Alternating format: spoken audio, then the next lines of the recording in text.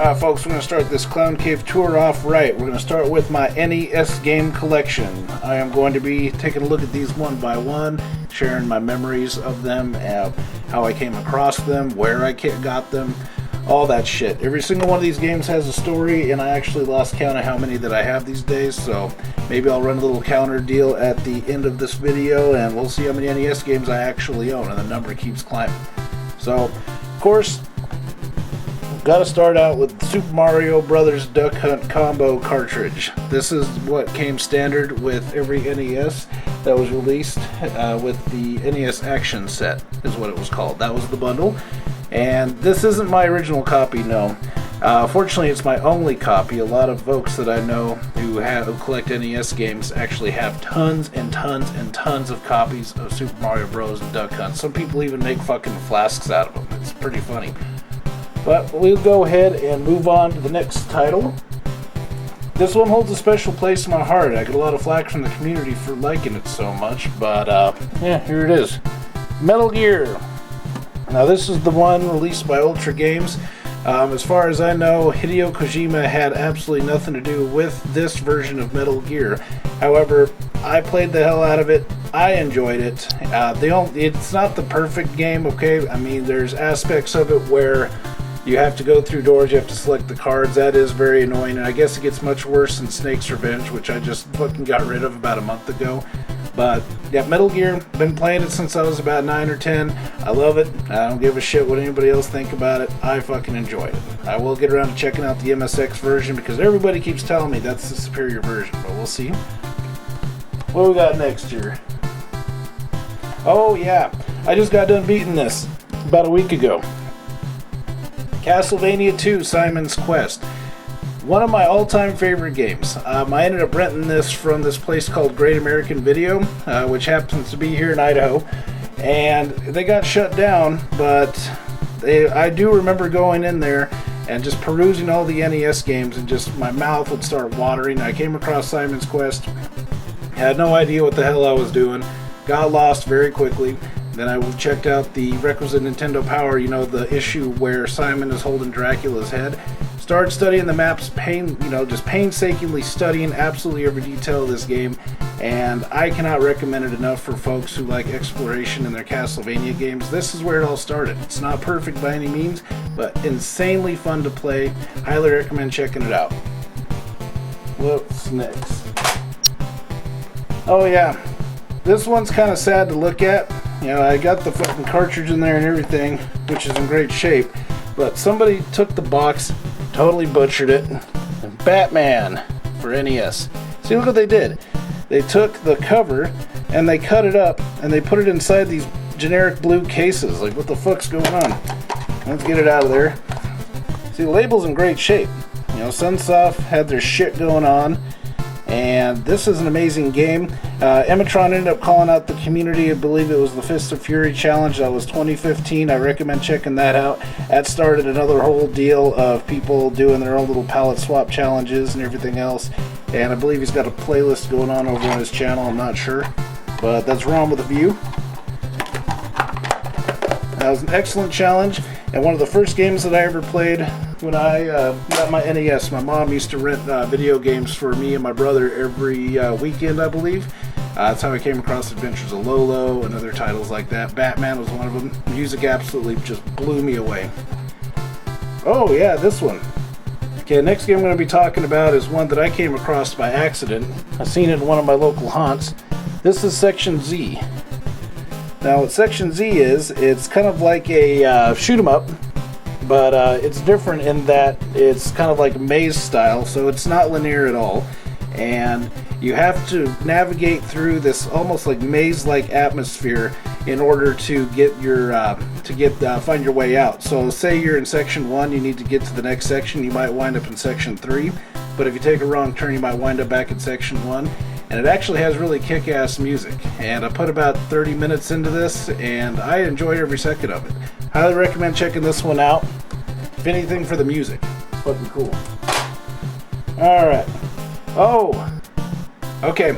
I pride myself on playing every game that I own, but this is the one lone exception. Knight Rider.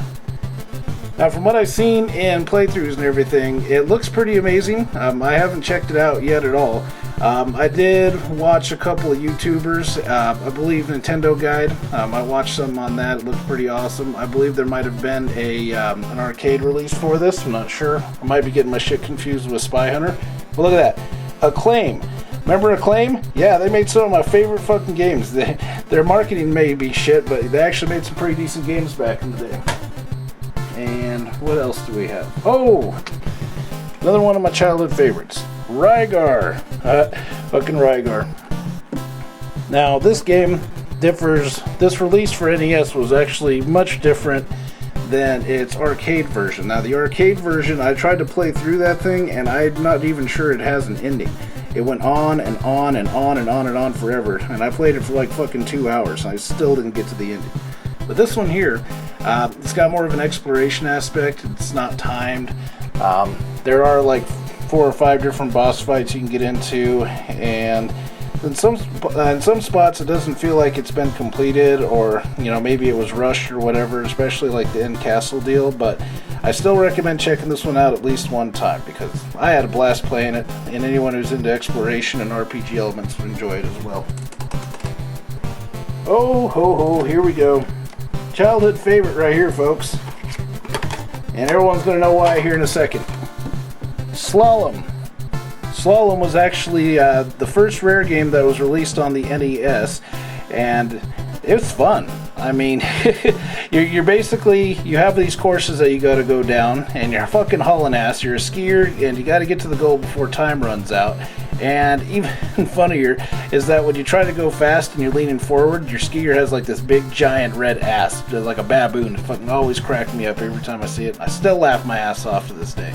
At the time when I first played this game, my mom was going through like separation and everything else, and my brother and I were on the road a lot in between houses.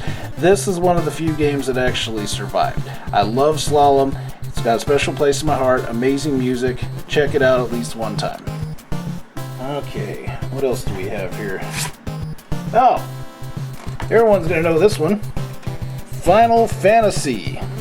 Now, this copy I got loose probably about a year ago. It was only like $15. If you happen to find one, I highly recommend checking it out and jumping on it if you get a decent price, probably about like, I don't know, $20, something like that, because it's climbing quickly. Box copies are actually going for a hell of a lot more, around like $100, something like that. So keep your eyes open for this one. One of the titular games out there. And what's really funny about this one is that Nintendo Power actually released a detailed guide for it from beginning to end. And I read it, and I read it, and I read it, and I read it, and I read it, and it was years later I finally got the chance to play this game. It's very grindy in a couple of spots, so do be aware. But highly recommend checking this one out. That's where you can see where it's all started. And I believe the final in Final Fantasy came from Square, about ready to just tank out of game development completely. But this turned it around, of course. Look how many fucking Final Fantasies are out there now. Alright, what's next? Oh, okay. This is one I'm still kind of getting acquainted with, and it's much like Burger Time and everything else. Wrecking Crew. Now, Wrecking Crew is an early NES title, from what I understand, and I didn't even get a chance to play this until, I don't know, about 2 years ago when I picked up the cartridge. I was aware of it, much like I was aware of like Ice Climber and all of those. I'm aware of the black box games, but I really didn't get a chance to play a lot of them. I guess they were considered like the older gen when my mom was actively renting games for us, so I think I was like middle era, whatever, I don't know. But Wrecking Crew, as I mentioned, it's like Burger Time, yeah. So you got enemies, and you have to get through to, you have to open a door and, kill everybody, I believe. But yeah, gave it about 2 hours. Check it out. Now, this was total sacrilege, and I'm afraid to take the sticker off of this thing, but I could not say no to this game. Snake Rattle and Roll. Look at this shit. This is sacrilege. Whoever the fuck does this needs to get stabbed in the eyes. This is fucking ludicrous. But Snake Rattle and Roll is a game that I first got acquainted with back in daycare. Back then, they had Commodore 64s, and they had NES in there in the daycare center, and playing Snake Rattle and Roll and Bruce Lee Kung Fu on the fucking Commodore 64 are two of my best memories of daycare. So Snake Rattle and Roll has awesome music. Everything else, AVGN and I believe Mike Matei ended up playing it that one time, so that was pretty fucking cool. But yeah, check out Snake Rattle and Roll if you haven't. Alright, now this is Karnov. I bought this on one of my recent trips to the Oregon coast. Data East, one of my favorite guys. Yeah, they are amazing. Karnov actually is in Bad Dudes. He's the first level boss that you get to, so that's pretty fucking awesome. But he has his own little spin-off right here by the same folks who made Bad Dudes. And I played Karnov a couple of times in the arcade back when Pojos used to have the actual fucking quarter machines. Chase HQ, Black Tiger, all that shit. They actually had a Karnov machine in there. And if you think Karnov is hard on the NES, wait till you play its arcade rendition. Holy shit. Okay. Wrath of the Black Manta. Oh yeah, look at this. So, anyone who's familiar with Wrath of the Black Manta, this is going to remind them a lot of like Shinobi, in that you're a ninja master and you have to rescue children. This one here, it's about the same thing, but has more RPG elements. I read about it in Nintendo Power for years before I actually got a hold of the cartridge and played the game. I've only played it for about 20 minutes so far. It's on my bucket list. I'm going to see what's going on with it. But from what I can tell and all the playthroughs and everything, amazing music, a lot of exploration, and very fun. Check out at least a couple playthroughs on this. Hell, I might even do one. Oh. It's 2016, folks. Alright. Okay, this one here I picked up at my local haunt for about $2, or, yeah, it says $4 right here, but, that's not true. Robo Warrior. Now, anyone who's been watching my channel for a while will remember that Robo Warrior was a choice for the audience picked the game to review thing, and what ended up winning out on that one was Mystery Quest. Now, Mystery Quest, not my favorite game in the world, but Robo Warrior, picked that up for about $2, something like that, the local spots, and it reminds me a lot of Bomberman. There's some dark areas in some of the stages, and I recommend checking it out at least once. It's got some pretty decent music. Jalico, and they actually got it right this time. See the label here? That does not say Jalico. Yeah, see, it actually says Robo Warrior. Jalico is notorious for putting it on their fucking top label thing, and that's just counterproductive. Can't get it to focus, so fuck it, we'll move on. Alright, now this one is by a developer that I wish I could see more of. They just got traded off to the point where they just dwindled out of existence. Hudson Soft, Mylon Secret Castle. Now, if I remember correctly, Angry Video Game Nerd and a lot of those guys did not like this game. But from what I can tell on it, looks pretty fucking nifty. I mean, there's some exploration aspects, there's some spots that might be cryptic, but what fucking NES game wasn't? And I do plan on scratching this one off my bucket list. I'm going to try to go no guide and see how I do at first. I might give it a couple hours of my time, and that might be on stream, or that might be in private, I don't know yet. Yeah, Mylon Secret Castle. Oh, here we go. Here's another black box game for you. Everyone probably knows this one. Golf. Now, this version of Golf, I first played this back when I was, I don't know, about 8 years old, and blew me away. You know, it looked pretty awesome. The guy kind of looks like a fatter, taller version of Mario, and I thought that was pretty funny. But the sound effects, most of all, in Golf, are what get me.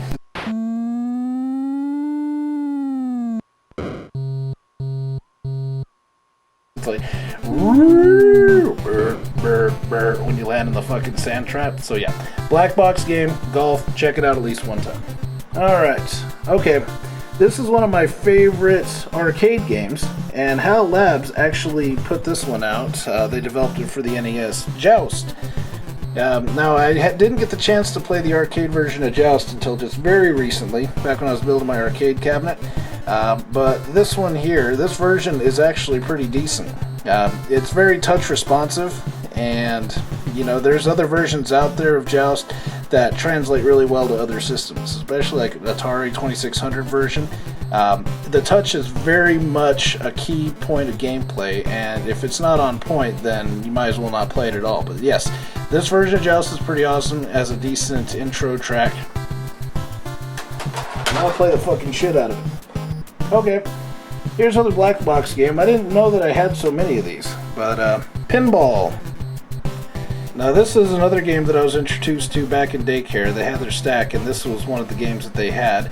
And I remember doing my damnedest to try to get into that bonus area. It's almost misleading because Mario with the, whatever the fuck you want to call that, the pillar, the platform, whatever the fuck he's got, that doesn't appear on the first screen. That's actually in the bonus area, and I would try to get to that just so I could see Mario doing that. That's fucking cool. Okay, game that causes much contention, Jaws. Now with Jaws, I first came across that when my cousins and I used to rent an NES, and we would all try to fight each other to try to get to the fucking NES first, because they didn't own one, and I couldn't take mine with me. So my uncle would end up renting it, and we would get a bunch of games. Jaws was one of the first games that was rented, and I was blown away by it. I mean, even back then, it was easy for me to understand the action and what was going on, what they were trying to get me to do, but I didn't get a chance to beat it until probably about a year ago. Yeah, I picked up this card about 2 years ago, I think, at my usual spot. LJN, despite popular opinion, LJN actually made some pretty decent games. This is one of them. Check it out. My buddy Asinagoy will love this one. Faxanadu. Now, Faxanadu, don't really have much of an opinion on it just yet. I know it has awesome music. It has some great RPG elements.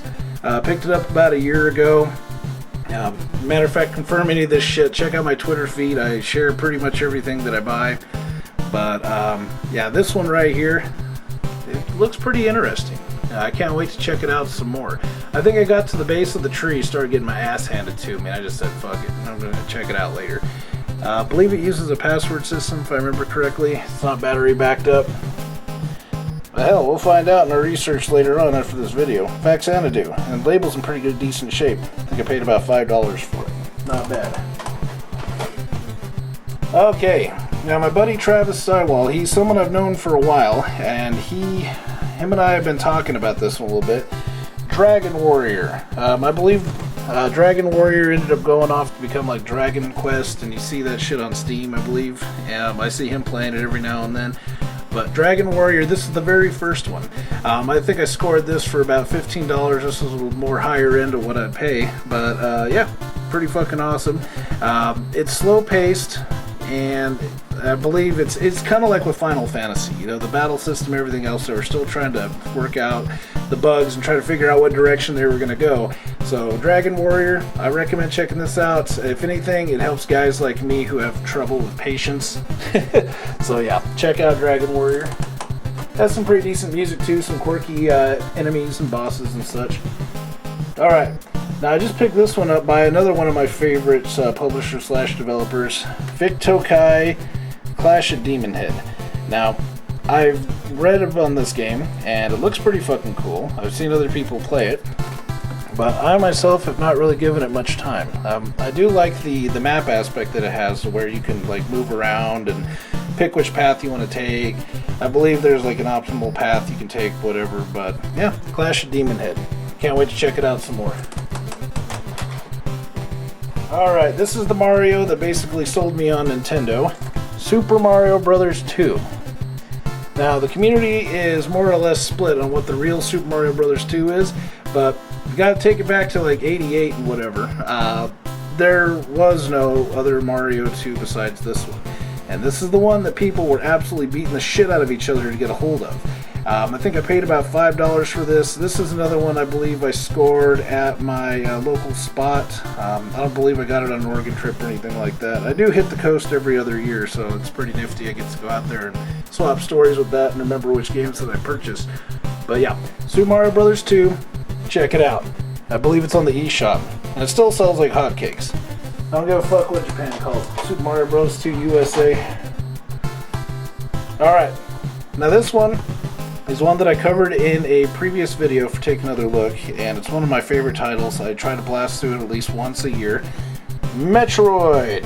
I have not gotten the best ending on this game myself, but I've gotten the second best ending. That's not too bad. I mean, who am I kidding? This game's amazing. This one set it all off.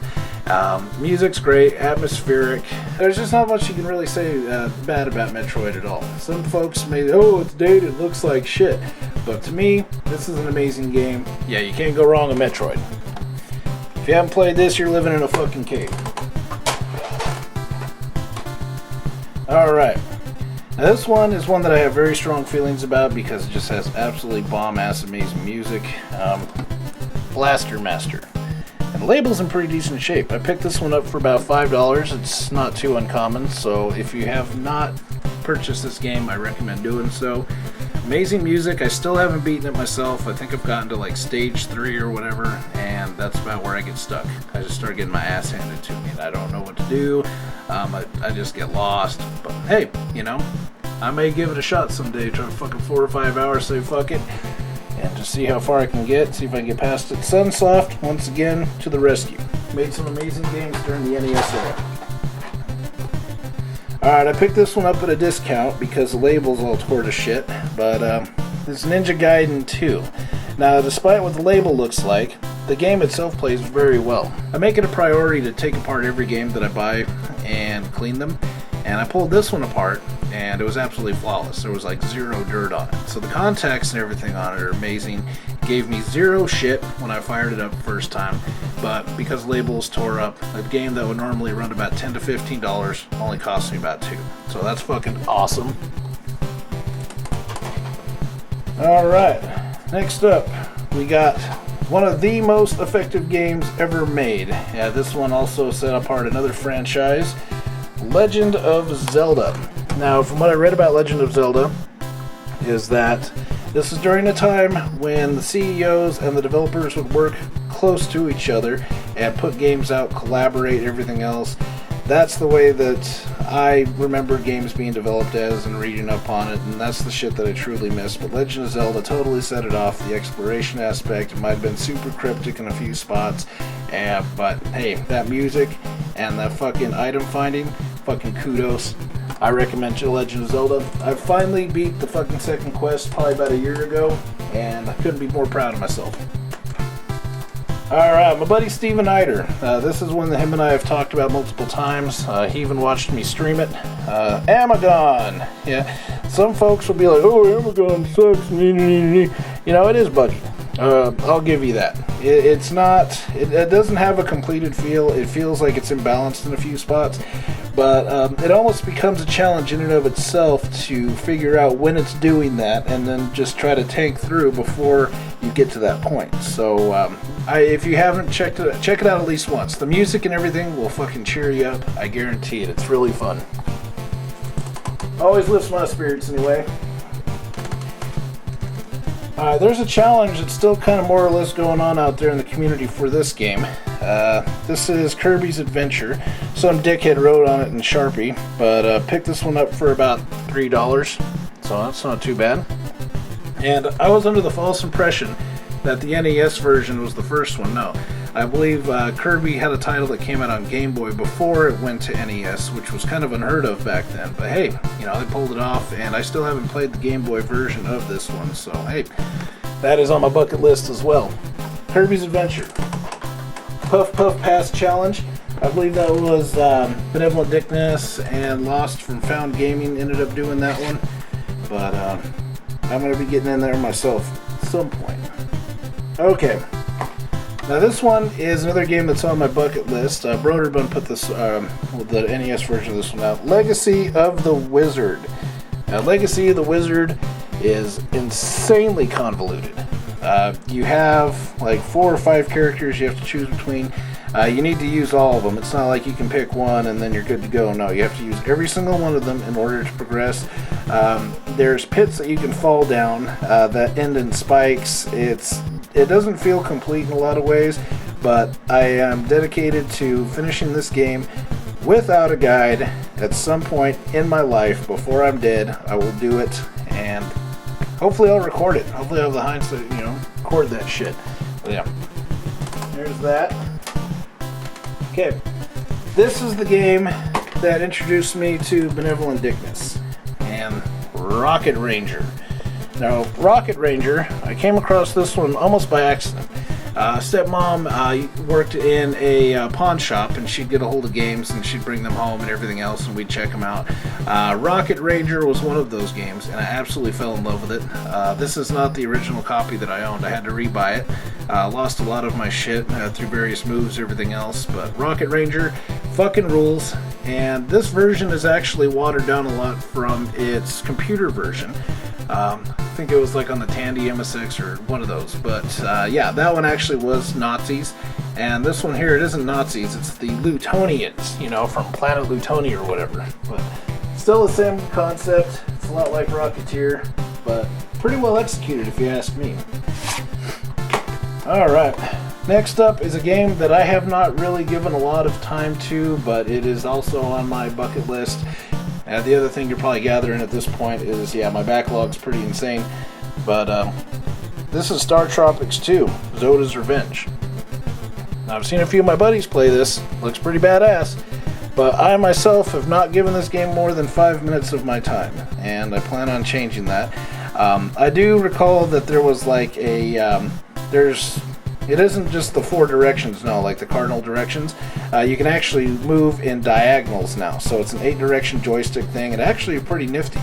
And I'll be playing that one some more here in the near future. Adjust my little pad thing there.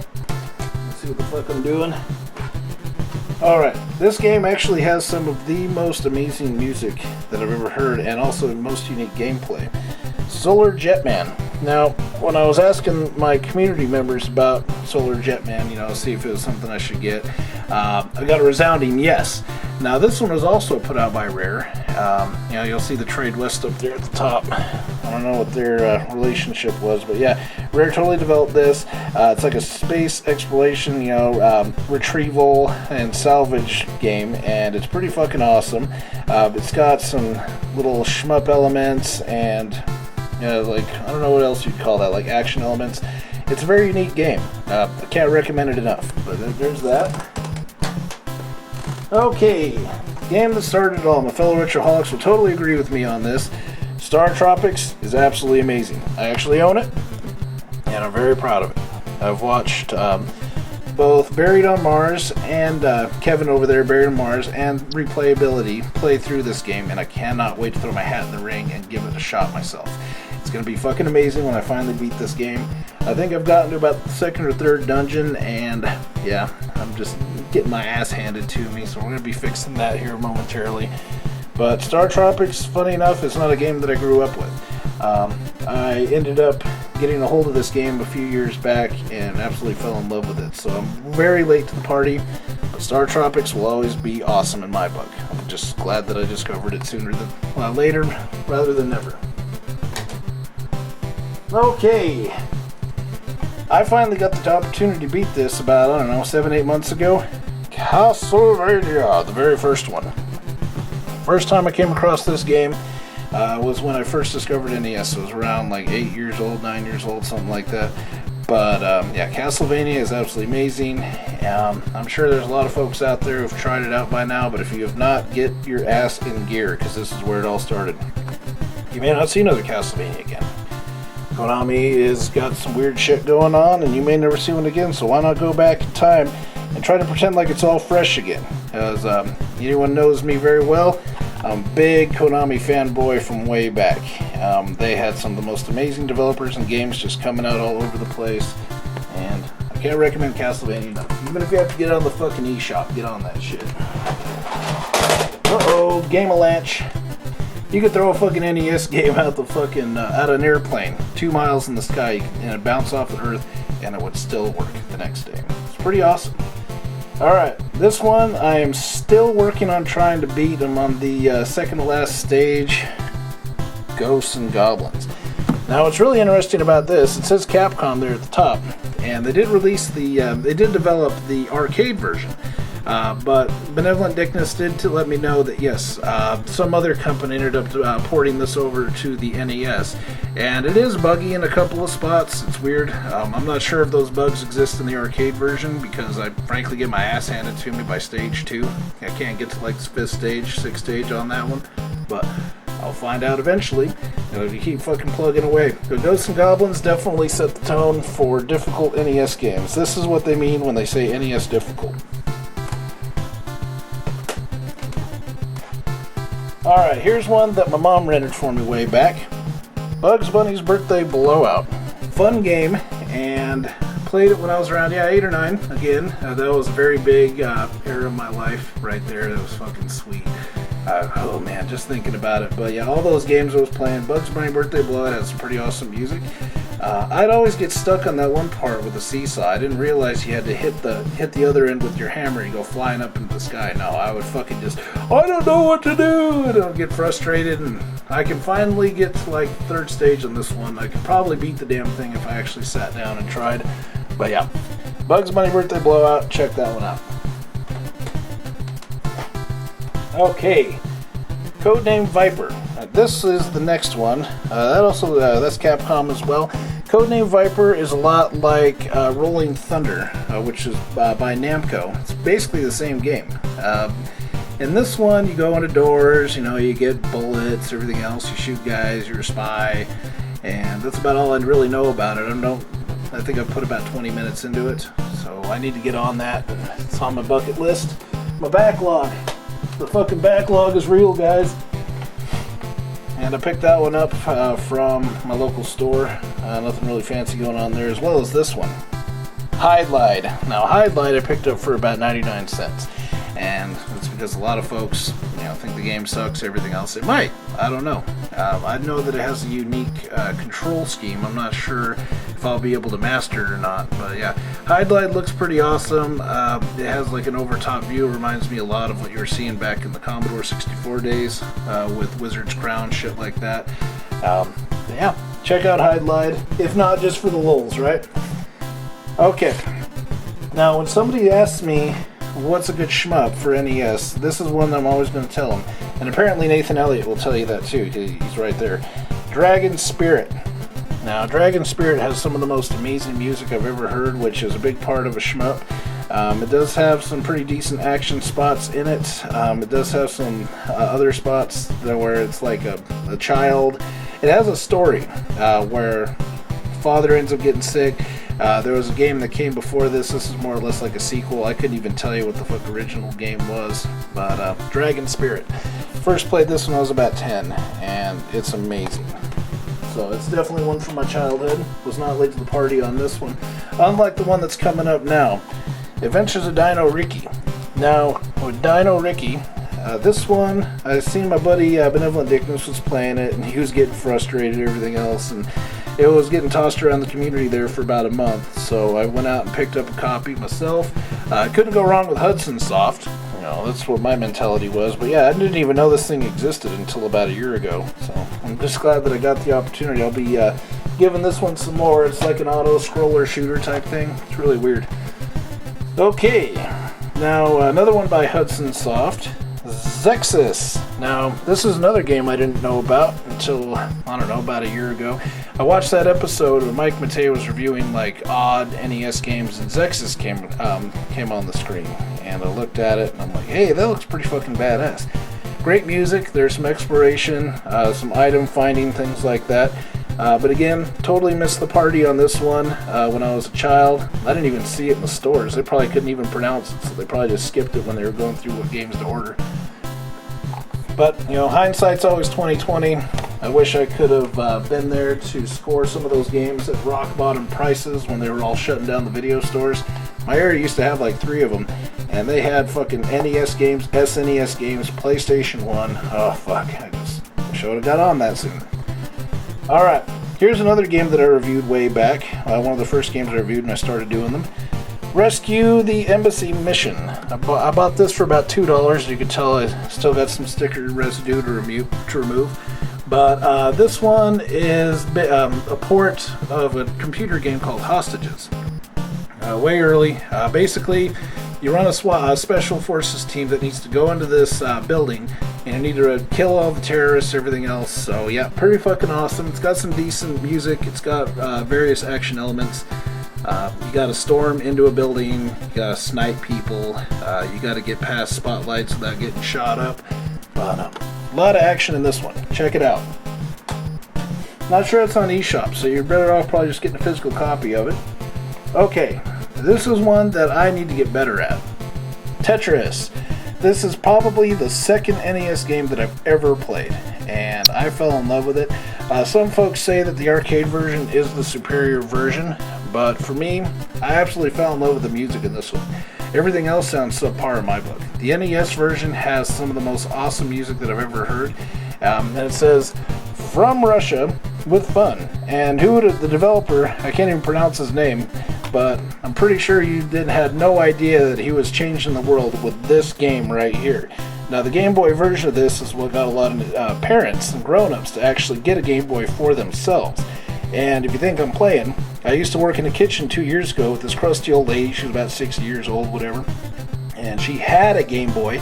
It was missing its faceplate. And Tetris was the game that she had in the fucking slot. I thought that was awesome. Alright, my buddy Brazel ended up beating this one recently, and I haven't beaten it yet myself. Ninja Gaiden. Now, I got kind of a love-hate relationship with Ninja Gaiden. It's not buggy or anything else. It literally punishes you for mistakes that you make, but oh my god, it is fucking, like, ridiculously difficult. The good news is that the first Ninja Gaiden actually has unlimited lives, so if you have not checked this one out, I rented this one and Ninja Gaiden 2 a couple of times back when I was a kid, and Ninja Gaiden 3 as well, and I got my ass handed to me then, about similar to how I'm getting my ass handed to me now. But yes, Ninja Gaiden definitely set the bar for NES difficulty. Okay, this is one that my buddy, his name was Tommy, I believe. We were growing up, and he had this game in his house, and I fell in love with it. And some folks think it has a really weird control scheme. It was ported over from arcades to the NES. Karate Champ.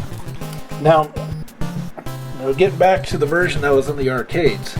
That one had a 2 joystick control scheme, and when you do a 2 joystick control scheme and try to move it to NES, it doesn't really translate all that well. And this game, it's actually had to look up a move list in order to progress. I got to about stage 2 when I was a kid. I get up about stage 3 now, and it's still really fucking hard to pull off some of the moves. But Data East actually made a pretty decent game. Check it out at least once. I mean, this will take you back in time, if anything else.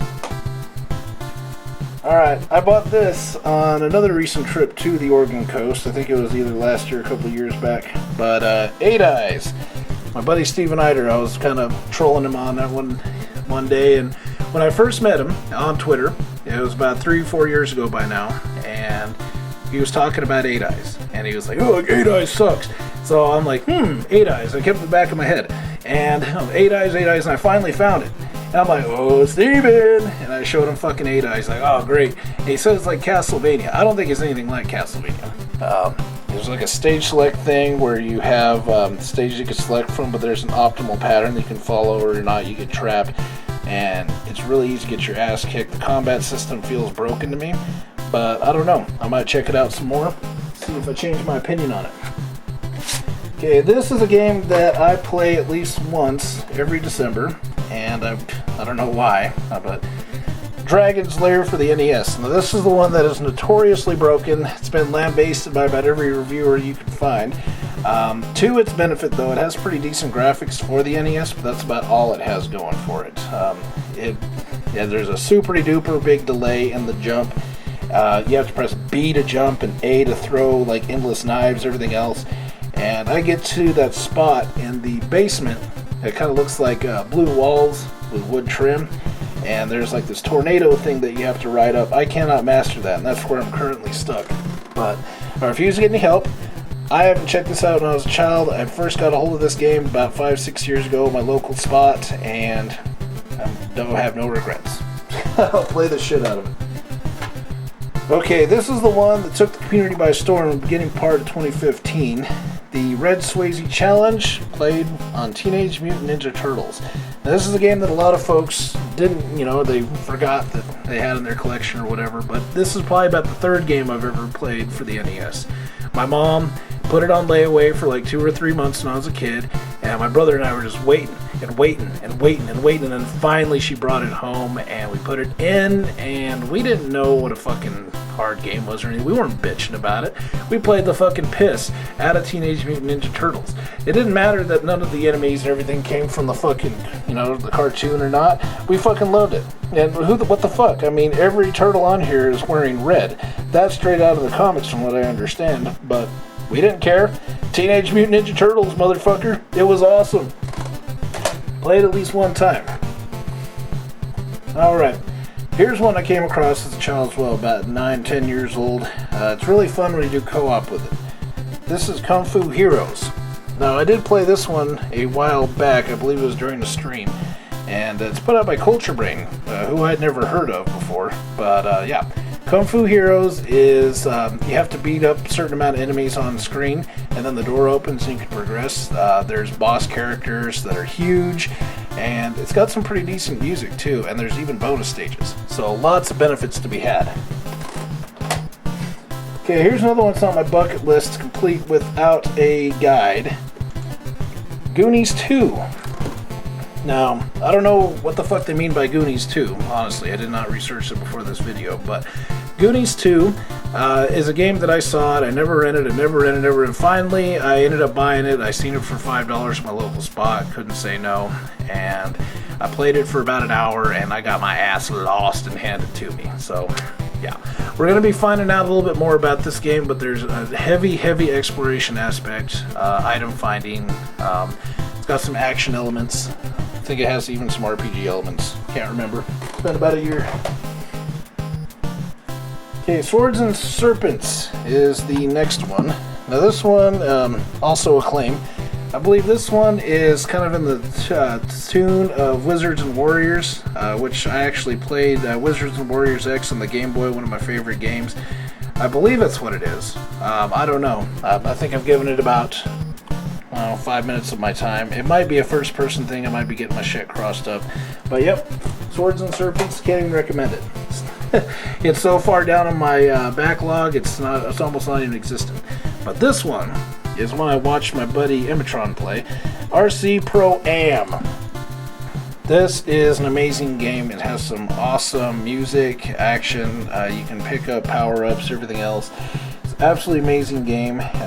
Played it when I was about 9 or 10, around the same time I started playing City Connection for the first time. A lot of good memories with RC Pro-Am, and funny enough, it's actually put out by Rare too. Look at how fucking low-key those guys were back then. That says Rare. Way down there, 1987. Badass. Okay, this is Wizards and Warriors, right here. Iron Sword. This is Wizards and Warriors 2, and anyone who has played this game will know that it's insanely difficult. I only have cursory knowledge of this whole entire series and this franchise. I can't wait to check it out some more, but I played Wizards and Warriors X on the Game Boy, which felt really balanced and explorative, so I can't wait to check this one out. See if it's the same. I just know that I got my ass handed to me in the first 5 minutes. And I don't suck at video games, let's get that right out of the box, but some games will fucking definitely humble my ass. Alright, what do we got next here? Oh, I just recently rebought this, probably about a month ago by now, but Guardian Legend.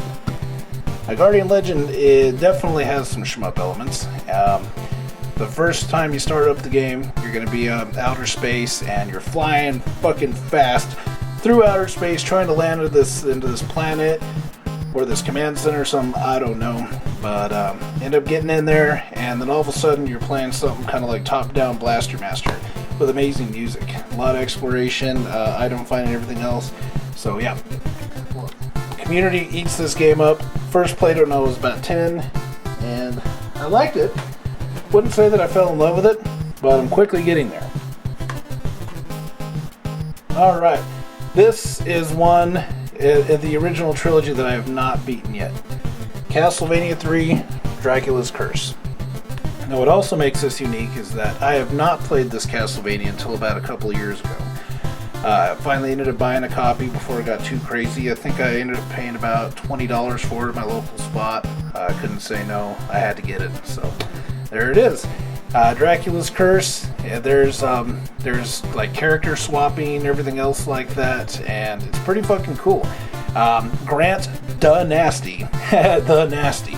That's fucking one of my favorite guys to play as. Yeah, his range sucks, but he can actually climb up on walls and ceilings and shit, and he's almost imperative to get out of that clock tower without dying. So yeah, check out Dracula's Curse. Fucking awesome game, awesome music, and very well balanced too. No, I'm getting my ass handed to me because I don't quite have the skill yet to beat it, but I will get there someday. Alright, you want to talk about a game that will polarize the community as you know it? How about this one? Zelda 2, The Adventures of Link. Now, my buddy Asinagoy and I both agree that this game is absolutely amazing. But yep, fucking Adventures of Link is one of those games where either you love it or you hate it. It takes the top-down element that you got in the original Adventures, the Legend of Zelda, and it also blends it with the side-scrolling action, and of course enemies will come after you. Some that were pussies in the first one all of a sudden are like super strong, almost indestructible. There's item finding, there's, what else has it got? Oh yeah, it's got a whole bunch of like magic spells and shit like that.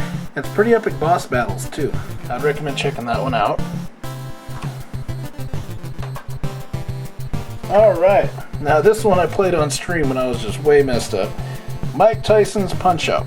Now, I never understood the whole like Punch-Out thing that came after Mike Tyson's Punch-Out. Mike Tyson's Punch-Out is the only one that I was aware of. And then I heard about this Punch-Out with Mr. Dream, and I'm like, what the fuck? Little did my little kid mind wasn't able to grasp was that it was like a business licensure thing, and of course there was all the drama that came up with the Mike Tyson scandals and rape and everything else like that, where he was yanked. And that's where Power Punch 2 came from, which is another one of my favorite games. Unfortunately, I don't own it. But yeah, Mike Tyson's Punch-Out, awesome game. Little Mac, this is where it all started. Check it out. One of the other first games I ever played. Along with this one, I ended up renting this one as about 9 or 10. Renegade. Now, you want to know punishment? Play the arcade version of this game. The NES version, some folks they don't get used to the control scheme. They say it's shitty and thin and whatever. But you know what? It's quick, easy beat 'em up. Okay, that's all that matters. And yeah, these motherfuckers will come after you in groups. And if you get the pattern down, that's pretty awesome. You can get lost and fight Big Bertha over and over and over again in the last level, which is kind of a drag unless you know how to get to the final guy, which I believe his name is Sabu. But yeah, it doesn't have a really awesome ending or anything else. This is something you'd want to play when you just want to beat the shit out of people. Stay away from the arcade version unless you like hurting yourself though. That one feels imbalanced. Well, this one has been around pretty much since the dawn of time, funny enough, early computers and everything. This is the NES port of it. Caveman games. Now, if you have carpal tunnel, stay the hell away from caveman games, unless you happen to have like the NES Advantage or whatever. But even if you had a control that had a turbo button or one of those, you're still going to have some issues with some of the games in this. But yeah, check it out. At least it has a lot of good humor in it. That's what I'd recommend. One of the other first games I ever played, back when I didn't have carpal tunnel. But yep, them lonely teen years, they sneak up on you, right? Okay. Now this one, I gotta give a shout out to VIP Game Store in Boise, Idaho for helping me get a hold of this. DuckTales. Now what makes this copy so special is those guys went above and beyond, okay? What they did is I bought a copy of DuckTales. It was on the rack, and it was like, I don't know, $10, $15 or whatever. And I was like, yeah, sweet. But I get it back to my spot, and it's broken. It won't play. And I open it up, try, to take a look at it again. I clean the piss out of it. Nothing. A bunch of diodes fell out. Capacitors and everything off the board. So I'm like, fuck. So I call the guys up, and I'm like, hey guys, this DuckTales copy's busted, everything else. And they went on eBay, they found a copy of DuckTales, and they did a straight up swap on that shit. Big props to VIP Game Store for doing that. You guys are awesome. And I'll even fucking throw a link up, Facebook, everything in the description. So yeah, check those guys out. That's one of the local spots that I go to. Alright, what's next? Now, back when everyone was talking about like pro wrestling and everything, that was the go-to game for NES. Yes, I did play a lot of pro wrestling, but this is the one that absolutely got me falling in love with wrestling games right here. Tag team wrestling, again, Data East, the bad goods or whatever, but yeah, it's like you going against them. And good guys, bad guys. It's got like a crazy move list that you have to cycle through very quickly. This was another game that I played along with Slalom back when my brother and I were doing all that crazy moving around and tag team wrestling. Very tense and very fun with 2 players. Check that out. Okay, this was one of the first challenges I responded to. Benevolent Dickness when him and I were first getting to know each other, but this is Capcom's Chip 'n Dale Rescue Rangers. I first played this game back in daycare and thought it was pretty cool. It had decent music, everything else, and really fun to play with a buddy. Never beaten it, and I still haven't beaten it. I got this copy probably about a year ago, my local spots. One of my other ones, I believe it's A1 Video Games. Took my buddy Emetron there when he came up to visit. That was pretty fucking badass. Yeah, but Chip 'n Dale Rescue Rangers, definitely a go-to game for co-op. Alright, now this is one where I played the arcade version first, and I didn't even realize that they had an NES release for a port, but Mighty Bomb Jack. Now, Mighty Bomb Jack, if you hadn't noticed, it looks a lot like Rygar. Well, that's because Tecmo ended up putting it out. But yeah, this is almost like a cut and paste job of Rygar, but they just added some like Mighty Bomb Jack shit to it. But this one here, what makes this game unique is that it actually punishes you for getting all of the items. It says that you're greedy and then you have to go to like a punishment room and you have to try to survive, and it's quite a fucking chore. But yeah, it's really weird. It's got some unique mechanics to it. It isn't just like the standard issue Mighty Bomb Jack that you would play in the arcade. No, it's got some deeper elements to it. I would recommend checking this out at least once. You might be able to get it at your local spot for about, I don't know, $2. You know, I wouldn't pay more than $2 for this. It's pretty awesome. Alright, the game that totally got my friend Benevolent Dickness to start doing videos. Super Mario Bros. 3. He will tell you that this is his all-time favorite game. But for me, I'll tell you a little bit about it. I just kind of came across it one day by accident when I was a kid. I wasn't even know it was coming out. You know, Super Mario Bros. 2, I was so captivated by that I wasn't hearing anything else. But then all of a sudden, I came across Super Mario Bros. 3 at the rental place, and oh my god, great music. It just, the maps were amazing. Everything about this game blows me away and still does to this day. I'll let the kids that I watch play this one, and the looks on their faces are the same look that I had back when I was a kid, and I'm just glad that I could share that with them. But, yep, we're polluting a whole new generation, Benny. Woohoo! Super Mario 3. Yeah, this one is another one that I'm trying to do without a guide, and it's probably the stupidest shit I ever did. Who Framed Roger Rabbit? Now, the other local spot that I go to, yeah, that was that A1 that I was talking about earlier. I picked that one up. I picked this one up from that spot for about $2-3, and it's very, very cryptic. You know, LJN, everything else, people bag on, oh, it's an LJN game, Lumpz totally sucks. No, it actually is pretty nifty. It's got some decent music, some exploration aspects, and I'm really, really, really going to give this one a shot here very soon. And we'll see how far I can get. Alright, so anyone who knows me very well, I'm not big on hockey. A lot of my buddies from Canada are super into, you know, like hockey games, everything else. I think I see my buddy Wally, I am Wally on Twitter, playing the shit out of like East Side Hockey Manager on Steam. But ice hockey. This is my favorite hockey game. Probably my only favorite hockey game. But this is one that I came across when I was a kid. What makes this one unique is that you get a character select screen where you can either pick someone who's super skinny, someone who's medium build, or someone who's super fat. Now the super fat guys, they can push people around really easily, but they're slow, so you'll want to balance your team and however you play best. For me, I always tend to lean towards tanks, and I played this game back when I was about 9 or 10 and fell in love with it. Got great music and good action. I believe you can pick like Canada, USA, whatever. Now, you're probably thinking to yourself, Lumpz, you know, how many more fucking games could you possibly own?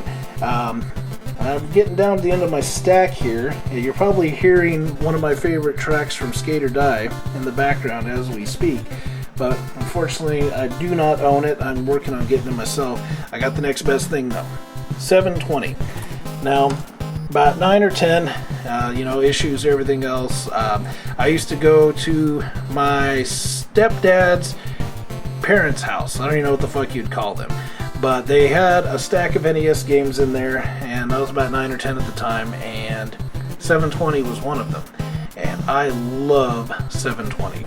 It's got some decent music. It's almost like the poster child for achievements back then. You'd have to complete these events and everything else, and you'd get either a bronze, gold, or silver, whatever.